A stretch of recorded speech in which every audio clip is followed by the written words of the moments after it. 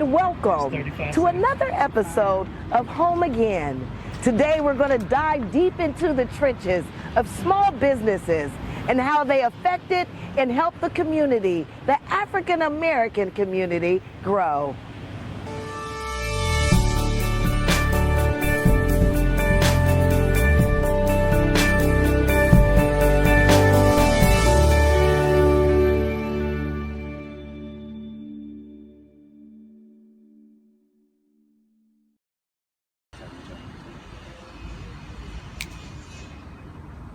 Hello everyone! Did you guys see the clip? You know what the subject matter is today. It's all about historical African American communities, of course, and small businesses. I'm gonna wait for you guys to get on board. Thank you for joining me. I have my brother here with me. For those of you that don't know, Bobby. Hello.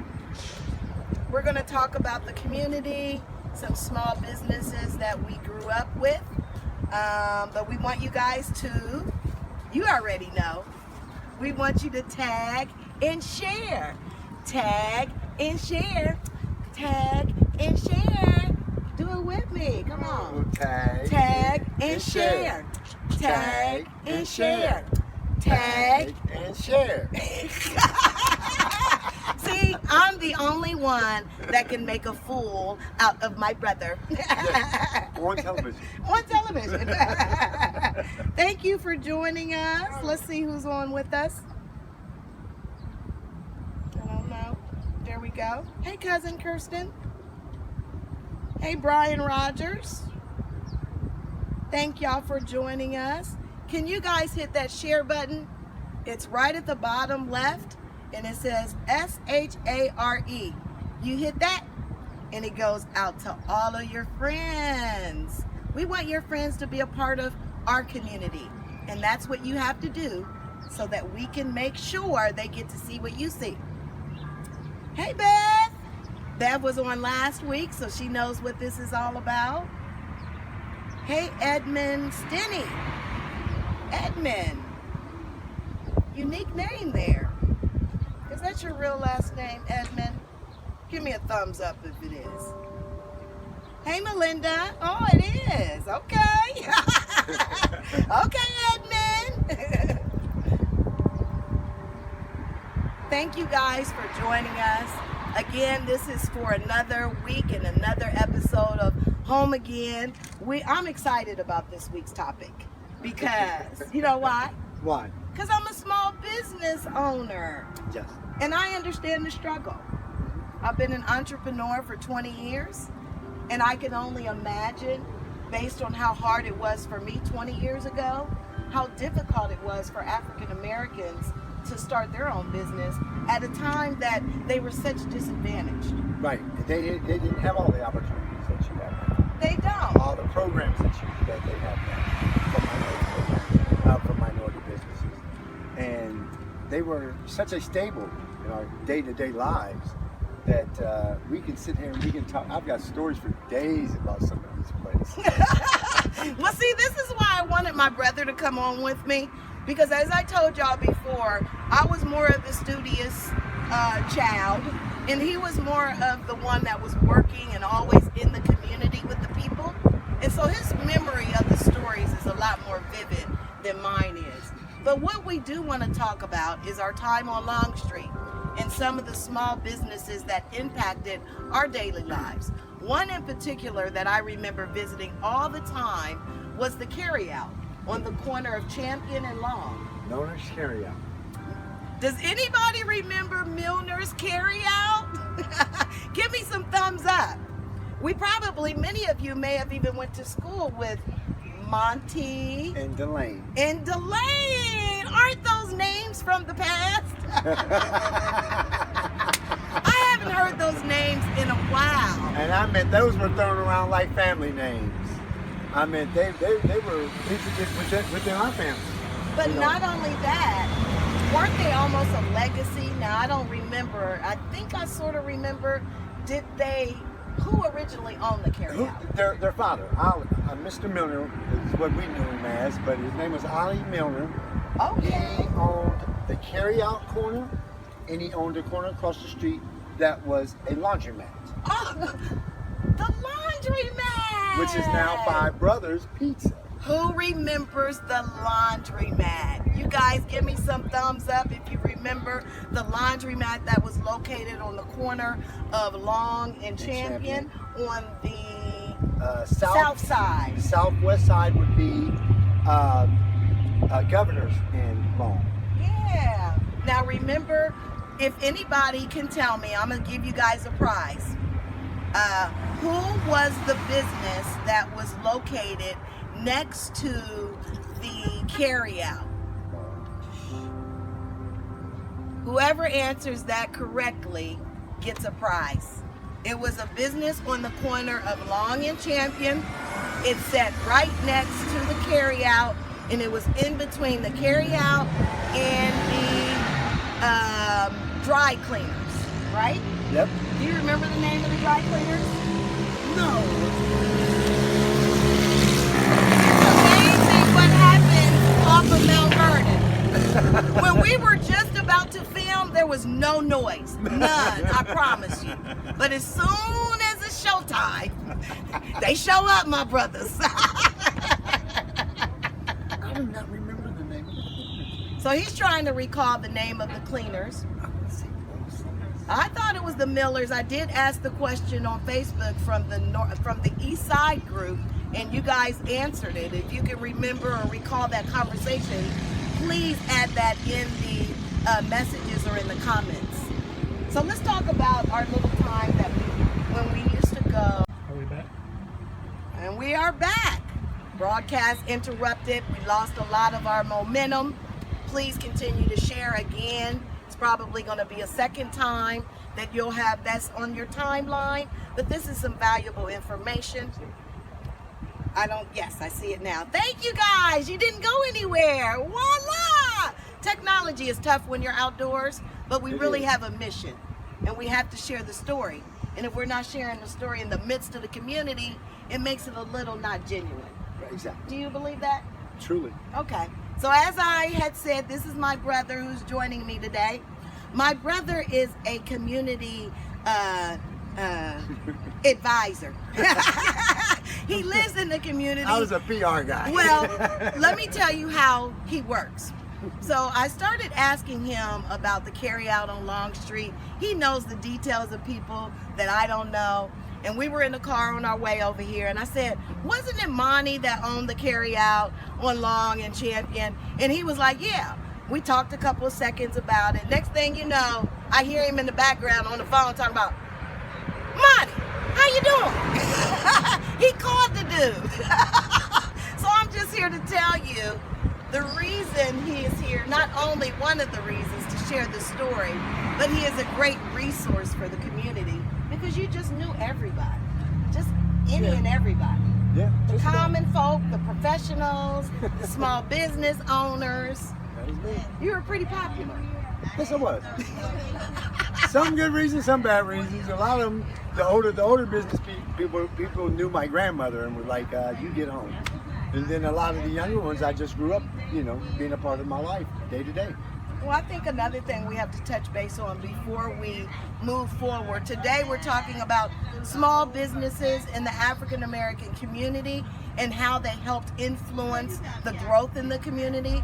And we're standing out front of a cut above the rest. Of the rest. A cut above the best. That ain't the best. Above the rest. That's what I thought. A cut above the rest barbershop, who is owned by Al Edmondson, and he is in, and we're going to talk with him in a few minutes. But what's really important is that small businesses were always an anchor for the African American community. They really helped provide some of the sponsorship, some of the support systems for the children, and many of them were advocates for the elderly. So I think that's important. It was a very big maple leaf in that branch of It Takes a Village. It does know, take a village. Those were intricate parts of everyone's life. On a day-to-day basis, we couldn't go without it. It showed us that there was a chance to get out. There was a chance to make it better. Those were the first steps to where we are today. Businesses like such as ours. Al's here. Yeah. Now, Al's been in business for almost, I would want to say almost 30 years, and we're going to talk in detail with him about that. But again, when you are a community like African American, it's not easy to find good examples. And I think small businesses in our past were good examples for me because it at least gave me an opportunity to see that it was an option. Yes. My uncle, Alan, was my opportunity, I should say. He was my visual opportunity. Uncle Alan owned a construction company. And when you are starting your own business, you need those simple connections just for resources. I immediately called Uncle Alan and told him I was starting my business. He gave me my accountant, and he gave me an insurance guy that I use to this very day. And that's been 20 years ago. So it's very important, if you are a small business owner in our community, that you not only understand who you are, but you understand becoming a mentor for the next generations, to share resources, to share goods and bads, and possibly just share what you wouldn't have done if you had an opportunity to do it again. That's funny because on just that side of that from Uncle Alan is that he was the first man to put a hammer in my hands.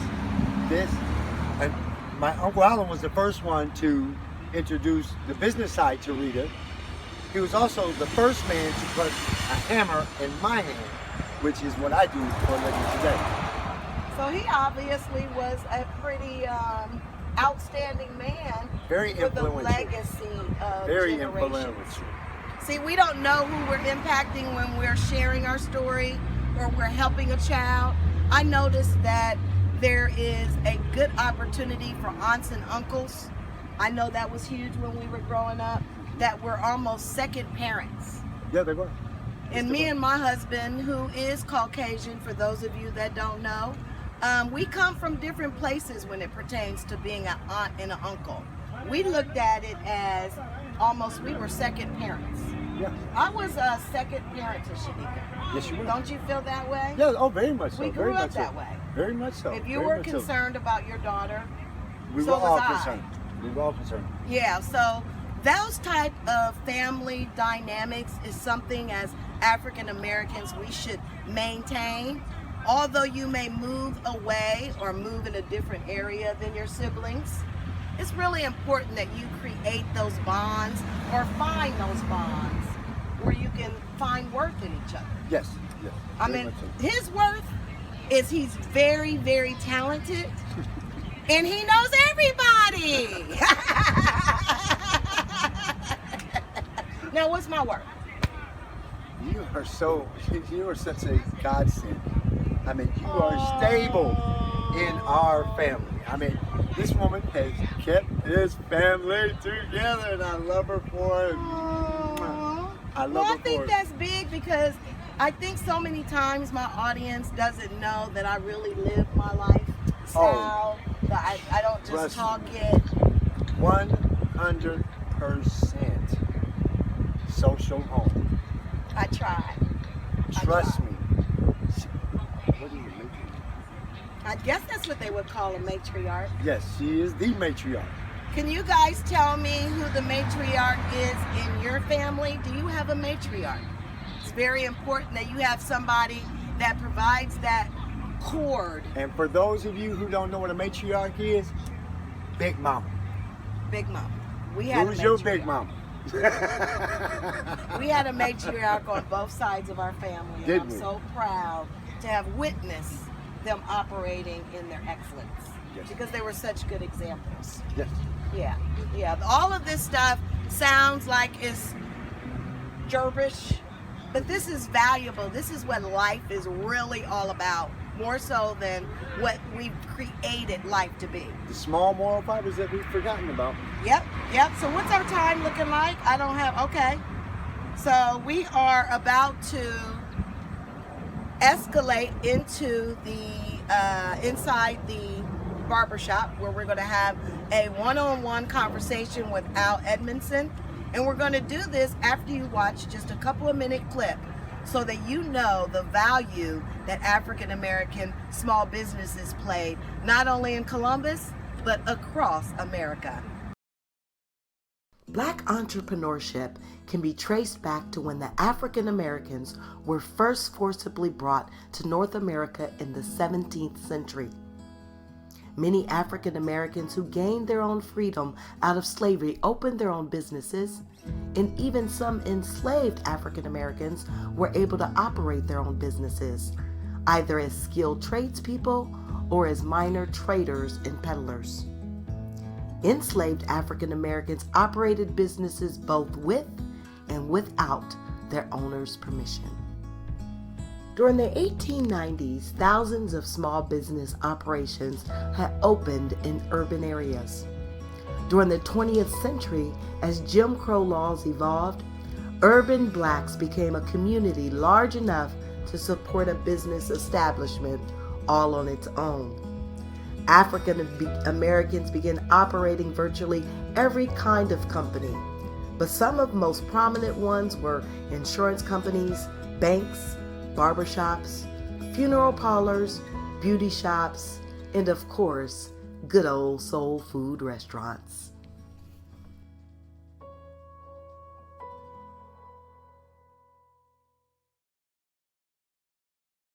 Without him. Yeah, I'm so excited. So you guys, we are here with the wonderful Al Edmondson, who is the owner of A Cut Above the Rest. You have been in business now for 28 years. I said 30, so I was 28. only a couple of years off. 28 years now, yeah. So you started, how old were you? 25, 26, somewhere around there in the 20s. So he was young. Yeah. So that again. Yep. I started out with a partner, and then I ended up buying my partner out. And then once that happened, I began to, start to build a business in the way that I wanted to run. And then I expanded with a beauty shop as well. And also I tried a video store. Things like, when you're in the community and you try to meet a need, the community, like we started out with a video store. Mm-hmm. First black video store in the neighborhood. And it did really well, but then, people quit bringing the movies back. So, you gotta find a way to collect them.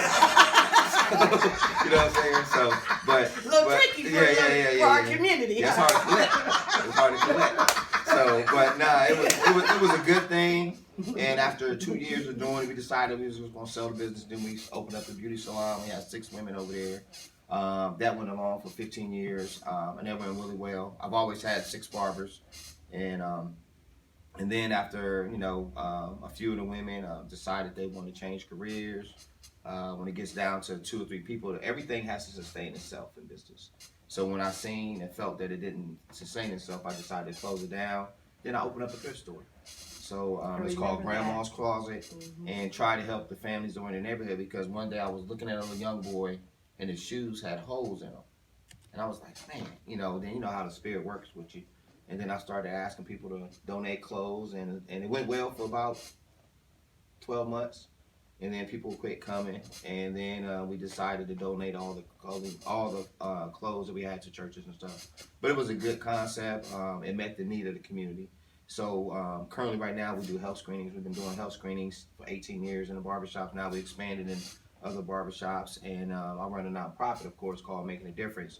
Back in 2008-9, we started the back to school rally before there were back to school rally. Before NBC4 was doing stuff to backpack, we started right over there in the Mount Vernon Plaza. So it's been a great thing for this community, and it's also helped a lot of people.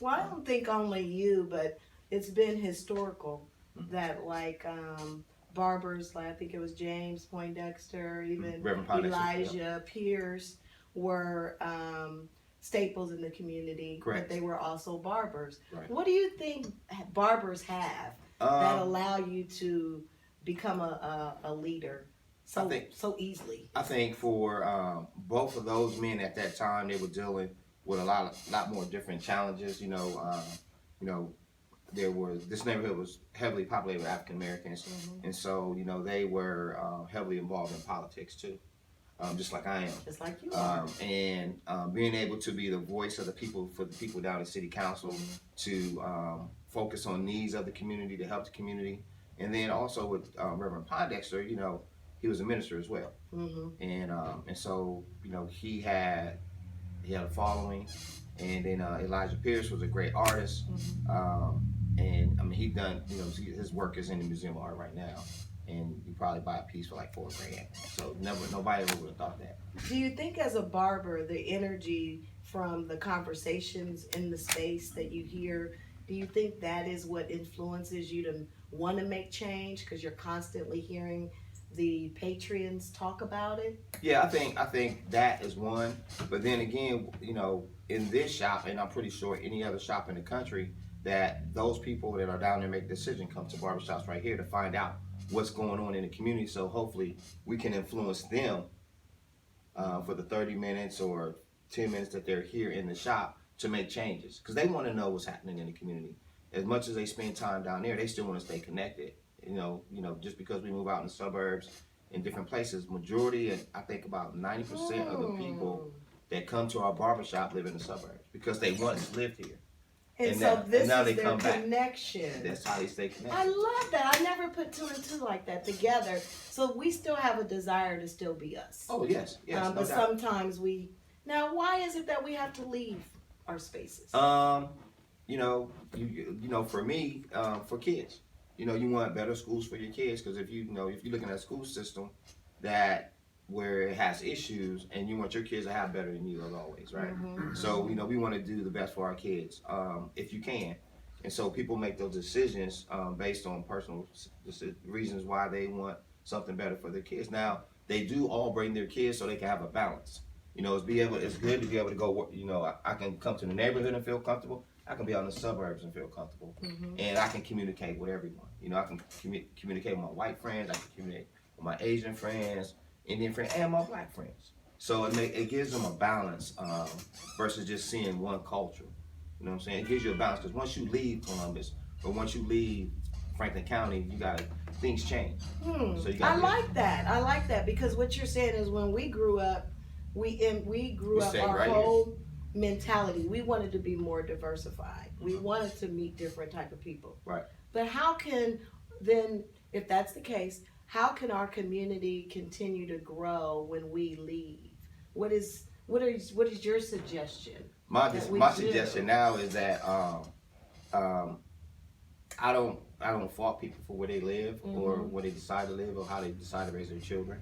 But everyone wants to come back and make a contribution to the community. Okay, and how would they do that? If they patronize a barbershop, if they go to a restaurant, if they go across the street by a Subway, if they buy a stamp, they can go to Edwards and buy the prescriptions. They all do that because they still want to feel connected to the neighborhood. And they come out to our festivals. We have great festivals at Mamie Moore, and then I host a Culture Wall Music Festival. People come out because that's how they stay connected to the community. Even though there's always, you might hear somebody got shot, or something crazy that, But that's everywhere. That's everywhere. But, for me, as being the president of the Business Association as well, and been here for so long, we got to paint a different picture of what the neighborhood looks like. Because everybody gets afraid of the things they see, the drug activities and stuff like that. Some people are sick. I mean, that's everywhere. But to come back home to your neighborhood, to pour back into it, is just an awesome thing. Well, what I'm so proud of you about, and I've told this to my husband, was you had a woke spirit at a very early age, in comparison to us. As I mature, I get it. But I wasn't always on board with you. I would look at him and be like, oh, okay, well, good community, yeah. But you have to be in a mature space to receive that.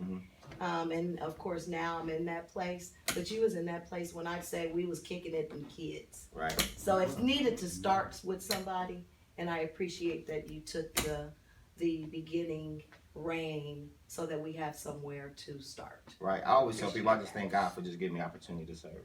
Well, Every I day, appreciate that. you know. You didn't have to be obedient to the calling. I did.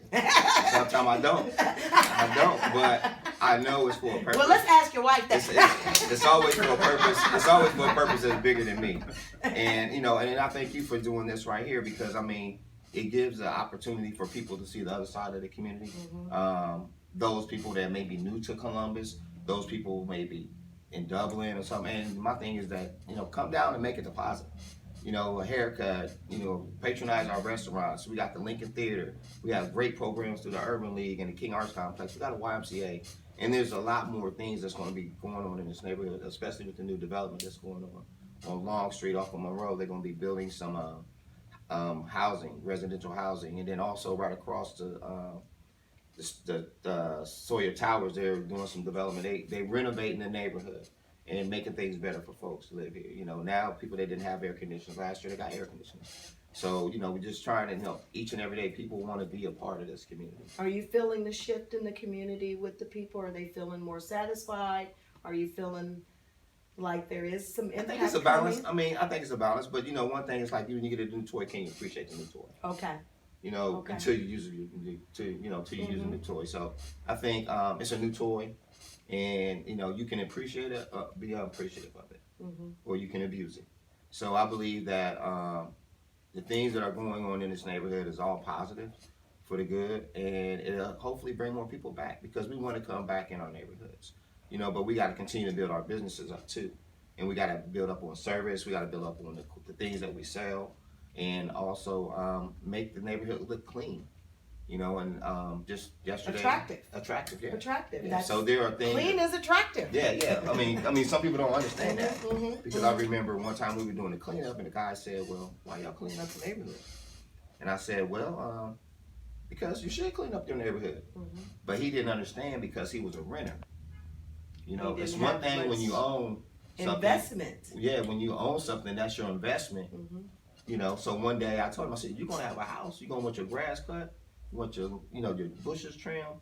And then he got it. So guess what? He joined the cleanup. So there's also a responsibility that once we have it, right, we're responsible for maintaining it. Right. Once they see you take care of it, everybody else will follow along. Well, one of the things that we wanted to end with was we understand regentrification is here. It probably won't be going back. But we know that the mindset that we have about regentrification can sometimes be negative. How can we as African Americans, when we know we're losing a lot of our culture, what can we do? What can you tell us so that we have a better perspective of what's happening? I can say this, is that for some of us, we go to the same places where they go and think it's better. So if they move back to the neighborhood, or if people move back into the neighborhood, they're going to think it's better too. Because a lot of times people don't understand what just happened is because people who were professors, doctors, or corporate folks lived out in the neighborhood, in the suburbs, and now their kids are gone. When you can buy a house real cheap, I'm gonna rather move back in and I can use public transit and still keep my kids. And they're not afraid because they grew up here anyway. They grew, and it's because I'm trying to buy me a house over there on Long Street. So, can't afford it right now. But right. Buy your old house. I can't really afford that one. Yeah. But it's just a transition and shift. And then now, I'm happy for the people that have lived in a neighborhood like this and now out in different neighborhoods because they got access to stuff like grocery stores. They got access to better schools. Because like I said, it's just a shift. But guess what? We're gonna come back. We're coming back. We're coming back. Yeah, we're coming back. I'm looking for my house right now. If you know of a good gold mine for about $10,000-$12,000 that don't need fixed up. You're gonna need a lot more than that. You can buy a vacant lot for that. Hey, I'm putting it in the atmosphere. You never know what might happen. Yeah, you can get a vacant lot for that. This week we were focused on small businesses and how they impacted the African American community. I want to thank Al Edmondson, who is one of my favorites. We actually grew up together. He has definitely transformed into a butterfly. He used to be a caterpillar. And then, of course, I want to thank Bobby, my brother, for sharing his expertise in the community, because y'all know he know everybody. So again, I thank you guys for sharing with us this week. My name is Rita Fuller-Yates, and I am your lifestyle expert, and I'll see you next time. I'm standing on the corner of Long and Nelson. As everybody knows, I grew up on 1261 East Long Street. And when I was a little girl, this particular area right across the street that is now Turkey Hill was actually a strip mall, or I should say a strip, what they call a strip mall. It was made up of the old Rosati's, for those of you that can remember Rosati's grocery stores. Many of us worked for them. They helped sponsor a lot of the schools in the area. So I wanted to make sure we paid homage to Rosati's. But next to Rosati's, at the end of Rosati's, was a Chinese restaurant. And it actually was one of the first Chinese restaurants that I ate shrimp fried rice at. I love my history because, again, when we stop and recognize small businesses that were in our old community, we can only assume what it is that they did to help build the community.